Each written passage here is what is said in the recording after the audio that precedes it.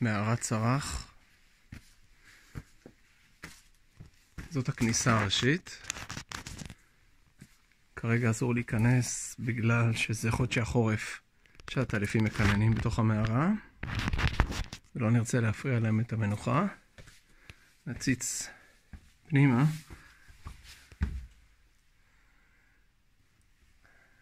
כן, אבל לא ניכנס. זה הכניסה הראשית.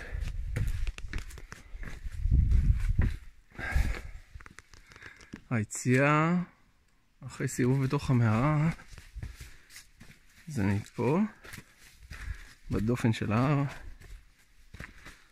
עושים סיבוב בתוך המערה ויוצאים מהפתח הזה. אז אם נבוא לטייל פה אחרי חודש מרץ, זה הסיבוב שנעשה במערה.